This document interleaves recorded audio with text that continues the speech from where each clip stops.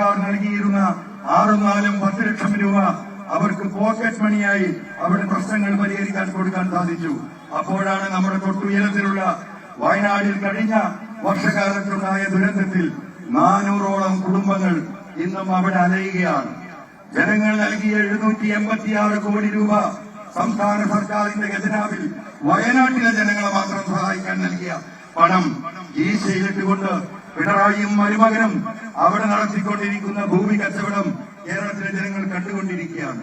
അവർക്ക് വാടകയ്ക്കില്ലാതെ വാടക കൊടുക്കാൻ പോലും കഴിയാതെ എന്നും സമരഭൂമിയിലാണ് അവർ. എന്തിനാണ് ഈ മനുഷ്യരെ കഷ്ടപ്പെടുത്തുന്നത്? നിലമ്പൂരിന്റെ ഈ പ്രവർത്തനം മാതൃകയാക്കിയിരുന്നെങ്കിൽ 6 മാസം കൊണ്ട് അവിടെയും തീർക്കാമായിരുന്നല്ലോ. ആയിരക്കണക്കിന് ആളുകളുടെ സഹായം ഈ പറയുന്ന വയനാട്ടിലേക്ക് ഒഴുകി. എത്ര വീടുകൾ വെച്ചുകൊടുക്കാൻ സംഘടനകൾ വന്നു, ഒന്നും സമ്മതിച്ചില്ല ഈ ഗവൺമെന്റ്. എല്ലാം ഞങ്ങൾ നടത്തും, ഞങ്ങളാണ് നടത്തുന്നത്. ഭക്ഷണം കൊടുക്കാൻ പോയ പൊതുപ്രവർത്തകരെയും സാമൂഹ്യ സാംസ്കാരിക ജീവകാരുണ്യ പ്രവർത്തകരെയും ഞാൻ എപ്പോഴും പറയുന്ന ഈ രാജ്യദ്രോഹിയായ ക്രിമിനലായ ADGP അജിത് കുമാറിന്റെ നേതൃത്വത്തിൽ വൈറ്റ് ഗാർഡിനടക്കം അടിച്ചോടിച്ച ചിത്രങ്ങൾ നമ്മൾ കണ്ടതാണ്. പ്രശ്നങ്ങൾ പരിഹരിക്കാൻ കഴിയുന്നില്ല. ഈ നാടിന്റെ എല്ലാ പ്രശ്നങ്ങളും പരിഹരിച്ചവനാണ് ഞാൻ. ആ പരിഹരിച്ചുകൊണ്ട് നമ്മൾ മുന്നോട്ട് സന്തോഷത്തോടു കൂടി പോകുമ്പോഴാണ് കേരളത്തിന്റെ പോലീസിൽ നടന്നുകൊണ്ടിരിക്കുന്ന RSS വൽക്കരണം എന്റെ ശ്രദ്ധയിൽപ്പെടുന്നത്. ആവർത്തിച്ച് മുഖ്യമന്ത്രിയോടും ഗവൺമെന്റിനോടും പാർട്ടിയോടും ആവശ്യപ്പെട്ടിട്ടും അതിനൊരു പരിഹാരമുണ്ടാക്കാൻ ഒരു ശ്രമവും നടക്കാതിരുന്നപ്പോ നിങ്ങളിലേക്ക് ഇറങ്ങിയവനാണ് ഞാൻ. നിങ്ങളെ ഏൽപ്പിച്ച ഉത്തരവാദിത്തം ഏറ്റെടുത്തവനാണ് ഞാൻ. ഈ മലയോര മേഖലയാകെ 80% ആളുകൾ ജീവിക്കാൻ കഴിയാതെ ഈ പറയുന്ന ആനയുടെയും കടുവയുടെയും കടിയേറ്റ് മരിച്ചു വീഴുമ്പോൾ അതിനൊരു പ്രതിവിധി ഉണ്ടാക്കണമെന്ന് പറഞ്ഞ് കേരളത്തിലെ ജനങ്ങളെ ഈ വിഷയത്തിലേക്ക് ഏറ്റുപിടിക്കണമെന്ന് പറഞ്ഞ് ഇവിടെ സമരം നടത്തിയതിന്റെ പേരിൽ ഇവിടെ ജയിലിലടക്കപ്പെട്ടു. ഞാൻ എന്തെല്ലാം സഹിച്ചു. എന്റെ കച്ചവടങ്ങള്, എന്റെ ബിസിനസ്സുകള്, ഇവിടെ ഈ മത്സരിക്കുന്ന ആര്യാടൻ ഷൗക്കത്ത് എന്ന് പറയുന്ന സ്ഥാനാർത്ഥിയുടെ നേതൃത്വത്തിൽ മറ്റു ചില ആളുകളുടെ പിന്തുണയോടുകൂടിയിട്ട് എന്റെ സാമ്പത്തിക മേഖലയാകെ തകർത്തു. എല്ലാം ഉണ്ടായപ്പോഴും നിങ്ങളെ കൈവിടാതെ നിങ്ങളോടൊപ്പം ഞാൻ നിന്നു. 5 പൈസ ഈ നാട്ടിൽ നിന്ന് ഒരു പാരാസെറ്റമോളിന് വേണ്ടിയിട്ട് ഈ സർക്കാരിൽ നിന്ന് വാങ്ങാത്തവനാണ് ഞാൻ. എനിക്കത് നിങ്ങളെപ്പോലെയുള്ള പാവപ്പെട്ടവർ കൊടുക്കുന്ന നികുതി പണം എന്നെ പോലെയുള്ള ഒരുത്തൻ സർക്കാരിന്റെ സൗകര്യങ്ങൾ പറ്റരുത് എന്ന് വിശ്വസിച്ചവനാണ് ഞാൻ. അതിനെതിരെയൊക്കെയാണ് ഞാൻ സംസാരിച്ചത്.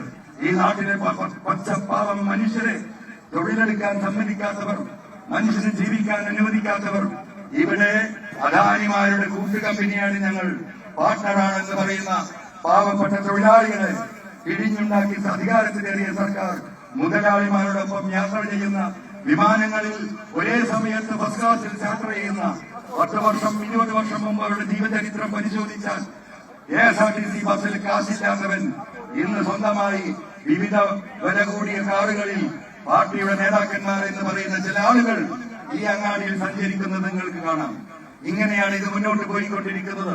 സർക്കാരിന്റെ പോലീസിന്റെ ഈ ഏകപക്ഷീയമായ നിലപാട്, ഉദ്യോഗസ്ഥരുടെ ധാർഷ്ട്യം, ജനങ്ങളോടുള്ള ധാർഷ്ട്യം, പാർട്ടി നേതാക്കന്മാരോട്, സഖാക്കളോട്, പാർട്ടി സെക്രട്ടറിമാരോട് പോലീസ് സ്റ്റേഷനിൽ അപമാനിക്കപ്പെടുന്ന വിഷയം, പോലീസ് സ്റ്റേഷന്റെ മുമ്പിലൂടെ തലയിൽ മുന്നിട്ട് നടക്കേണ്ട ഗതികേടാണ് കേരളത്തിലെ കമ്മ്യൂണിസ്റ്റുകാർക്കും പാവപ്പെട്ട സഖാക്കൾക്കും എന്ന് പറഞ്ഞതിന്റെ പേരിലാണ് ഞാൻ ഇറങ്ങേണ്ടി വന്നത്. ഇപ്പൊ എന്തായി? ആ പോരാട്ടത്തിനോട് ജനങ്ങളെ ഒപ്പം നിർത്തി പിണറായിസത്തിന്റെ കുടുംബാധിപത്യം, ഇപ്പം മരുമകന്റെ മരുമോനിസം, ഇത് ഈ പാർട്ടിയെ തകർക്കും, ഈ നാടിനെ തകർക്കും. എല്ലാ മേഖലയിലും ഒരു കുടുംബത്തിന്റെ, ഈ ഒരു നാടിന്റെ സമ്പത്ത് മുഴുവൻ കയ്യിലൊതുക്കി ഒരു പാർട്ടിയെ ചവിട്ടി കാൽക്കീഴിലാക്കി മുന്നോട്ട് പോകുന്ന സാഹചര്യം പാവപ്പെട്ട സഖാക്കൾ ഇവിടെ കാണുന്നുണ്ട്. ഈ പാവപ്പെട്ട സഖാക്കളോട് ഇന്ന് വരെ അവർക്കെതിരെ വാക്ക് പറയാത്തവരാണ്. ഈ നിലമ്പൂരിലെ സഖാക്കൾ ഓരോരുത്തരെയും എനിക്കറിയാം. ഈ നിലമ്പൂരിലെ ഓരോ കോൺഗ്രസ് പ്രവർത്തകരെയും എനിക്കറിയാം. ഈ നിലമ്പൂരിലെ ഓരോ മുസ്ലിം ലീഗ് പ്രവർത്തകരെയും എനിക്കറിയാം.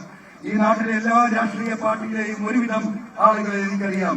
എല്ലാവർക്കും വേണ്ടി തുറന്നിട്ട വാതിലുള്ള MLA ഓഫീസാണ് നിലമ്പൂരിൽ പ്രവർത്തിച്ചിരുന്നത്. ഒരാളെയും ഞാൻ മടക്കി വിട്ടിട്ടില്ല. ഒരാളോടും ഞാൻ ജാതി ചോദിച്ചിട്ടില്ല. ഒരാളോടും ഞാൻ മതം ചോദിച്ചിട്ടില്ല. ഒരാളോടും ഞാൻ പാർട്ടി ചോദിച്ചിട്ടില്ല. സർക്കാർ 2 ആളുകൾക്ക് ശമ്പളം നൽകുമ്പോ 7 ആളുകളെ ഓഫീസിലിരുത്തി ഈ നാടിന്റെ മുഴുവനായ പ്രശ്നങ്ങളും പരിഹരിക്കാൻ ആളെ വെച്ചു. ഇവിടെ പാവപ്പെട്ട ആളുകൾക്ക് കിട്ടുന്ന മുഖ്യമന്ത്രിയുടെ ചികിത്സാ ഫണ്ട് അത് കൈകാര്യം ചെയ്യാൻ, മുഖ്യമന്ത്രിയുടെ ദുരിതാശ്വാസ ഫണ്ട് അത് കൈകാര്യം ചെയ്യാൻ മാത്രം ആളുകളെ ഞാൻ കളക്ടറേറ്റിൽ നിർത്തി, സെക്രട്ടേറിയറ്റിൽ നിർത്തി, താലൂക്ക് ഓഫീസിൽ നിർത്തി ഈ നാടിന്റെ എല്ലാ വിഷയങ്ങളിലും നിങ്ങൾക്ക് ആശ്വാസം നൽകാൻ നിങ്ങളോടൊപ്പം നിന്നവനാണ്. അന്നൊന്നും ഞാൻ ഈ അങ്ങാടിയിൽ ACT യാത്ര ചെയ്യാറില്ല. ഈ നിൽക്കുന്ന അങ്ങാടിയില് ഈ എന്റെ കൺമുമ്പിൽ കാണുന്ന ഈ ചായപ്പീടികളിൽ നിന്നാണ് ഞാൻ ചായ കുടിച്ചത്. വഴിയോര കച്ചവടത്തിൽ നിന്ന് വല്ലപ്പോഴും അല്ലാതെ ഞാൻ ബേക്കറിയിൽ കയറി ചായ പോലും കുടിക്കാറില്ല. അങ്ങനെ പാവങ്ങളോടൊപ്പം, സാധാരണക്കാരോടൊപ്പം കാസർഗോഡ് ഓട്ടോറിക്ഷ തൊഴിലാളി പീഡിപ്പിക്കപ്പെട്ട, പോലീസിനാൽ പീഡിപ്പിക്കപ്പെട്ടപ്പോ